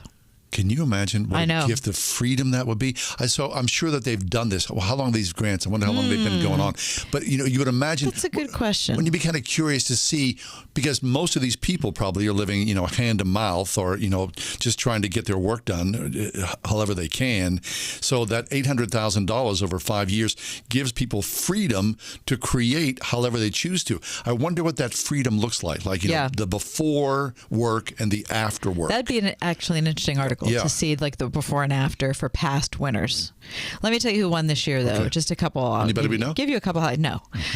Jennifer Carlson is 40 years old. She investigates the motivations and assumptions that shape gun culture in America. Okay. I think it's worth looking into for sure. Loretta J. Ross teaches a class that works to combat cancel culture. I like that. Yeah. Yijin Choi uses computational linguistics to help detect fake consumer reviews and fake news. These are all kind of, sort of off the beaten path, right? They're so different. Hold on, let me get. Okay. Jenna Jambeck is an environmental engineer, and she investigates the scale and pathways of plastic pollution. She's also among the researchers who provided the first estimate of the amount of plastic waste entering the ocean annually. Yeah, that's a good study. Right, so that's certainly worthwhile. Speaking of plastic pollution, let me just go over this a second. What is the deal with the parkways? Do you see this? Maybe this is just me on the Parkway East. They are litter filled. You have told me about this before. I don't notice this in the north. No, but I'm not on the parkways as much as you are. Who is in charge of cleaning this berms? Which my wife always has a problem with that word. Berm. The parkway berms. They are infested with all kinds of litter. Okay, but the first question is, who are the idiots littering? Before we're talking about who's supposed to clean it up. 100% on that. Yes, of course. Who throws garbage out the window of their car? You do see it. It's Look, just but the this is worst. beyond that. It's like pieces of cars, like entire front ends sitting on the side of the road. Tarps, mattresses, bunch of bottles. I mean, it's like what? Anyway, I digress. It's all right. No, I appreciate your input there, John. Maury Bajaj is 51 years old, astrodynamicist. She's an advocate for different kinds of environmentalism, especially space environmentalism, which calls for treating Earth's orbit as a finite natural resource. Good luck with that. Because, it's just going to be like Mount Everest, which is like littered with every bit of crap. It already is. Yep. Have you seen images of this? There are almost 30,000 human-made objects, which are littered all around Earth's orbit. Priti Krishtel is 44 years old. She's an attorney trying to change the patent system so that pharmaceutical companies can no longer file multiple patents on small changes to existing drugs. That's smart. That's good. How about that? Free those patents to reduce the cost of drugs. Yep. Isn't that interesting? Yes. Multiple artists were in this year's class, including Amanda Williams. Her Embodied Sensations installation was at the Museum of Modern Art in 2021. Yeah. Also, musicians like Ikua Mori, who over 5 decades transformed the use of percussion in improvised music. Cool. Jazz cellist and composer Tamika Reed. The youngest fellow is only 35 years old, Stephen Prohira, a physicist, engineering new tools to detect subatomic particles. The oldest, 69 years old, are Professor Ross and Robin Wall Kimmerer, a plant ecologist known for environmental stewardship, grounded in both scientific research and the body of knowledge which was cultivated by indigenous peoples. I love all of this. Isn't that interesting? People are amazing, aren't they? They really Seriously. are. I mean, you let people go, you free them from the constraints of the day-to-day having to make a grind a living, right? And boy, they find such incredible things. Fabulous, really good. I don't mind the term genius grants. When you look at these people, it's not the Hall grant, right? So probably the MacArthurs aren't very interested in your opinion. All right, what are you going to contribute there, Mr. John? Yeah, $1.280. Yeah. What do you got? All right, very nice. That was from today's New York Times, by the way. Over the weekend, were you? I was away this weekend. I was in Deep Creek, Maryland. Tell me, with my best friends from high school. Oh, this is the annual trip. This is the annual trip. Yeah, we go in October each year. The 5 of us. All 5. One had COVID this year, so we had to make it 4. During COVID, the peak years, did you meet? We had to skip 1 year because of COVID. All right, so you're back together. 4 out of the 5. Exactly. Gathered. Exactly. And you've known each other since high school. 2. We all met in 9th grade. Wow. But 2 of our 5 met in kindergarten. Wow. And another 2 of us met in 6th grade. There's a lot of history there. Long-term friends. Lots of conversation. We could have talked for a week. Really? We didn't have one moment where we weren't talking about stuff. Throughout the year, do you talk or do you wait? We text. We get together twice a year, in the spring and in the fall. Same place? No, 2 different places. Spring is the Phipps Flower Show, and the fall is a weekend away. A long weekend away. Friday night, Saturday, and then you leave Sunday afternoon or Exactly. And? Had a terrific time. Fall foliage, beautiful in that part of Maryland. Wait, though. What did you eat? Thank you for asking. One of us made pepperoni rolls. Oh. Which was delicious. Pepperoni rolls to me are always a little disappointing. Why? It just always seems like I want more of the pepperoni, less of the roll. Okay. It's an astute comment on your part, John. These pepperoni rolls that my friend Missy makes, they are not like that. You would, really? I think you would approve. Miss. Very. You know the address. Very good. Very good. Really? I made panzanella. What is that? Which is, like a vegetable salad. It was the Greek version with feta cheese, breadcrumbs, peppers, cucumbers, tomatoes. I got a vinegar pie from Butter Joint. Oh. First time. That was a challenge for me. My friend said, "What this thing you're talking about, vinegar pie? It sounds awful." And? Everybody loved it. Did they? 100% support. Really? The vinegar pie was Vinegar pie was delicious. We had some eggs and bacon. Of course you did. And we had some cookies that somebody brought as well. And I am very much invested now in seltzer. Seltzer? I'm all about sampling different seltzers to determine my top 5. Okay, I got some sparkling water. Not the same thing. So you've known each other for 50 years. Yes. Well, not 50. Well, some of them, since they started in kindergarten, have known them. Are there secrets? 49. Are there secrets? Well, there's probably always secrets, but I can't imagine there are many in this group. Do you confide in each other? Always. Really? And there's wisdom there? Yeah, a lot. There is. A lot. And you know what? There's no putting on airs. There's no how faking. Could there be? We are talk about open book, man. That's really interesting. How fun for you. 5 of us are open book. What a great resource. I know. And you know what? I have to tell you, man, do they love you? What? Yeah. Very nice. How about Thank you, that? ladies. I mean, I don't mean to sound surprised by it. You do sound a little like, what the heck is going on there? I don't know, but what's going on? They bring up John Hall's name and they're like, "Oh, we love John." Fabulous, ladies. Thank you. Oh, John. Very kind. Yeah. Very. So then I leave the weekend thinking I should be a lot nicer to that guy. I see. I asked if there was wisdom there. Clearly, there was a little bit. So thank you very much. Very, very kind. Hey, thanks for being with us. The podcast is up and running. WordFM.com. The Ride Home with John and Kathy, a production of Salem Media Group. This is Carol Platt-Liebau for townhall.com. In Iran, there's a feminist revolution struggling to survive. Mahsa Amini was detained by Iran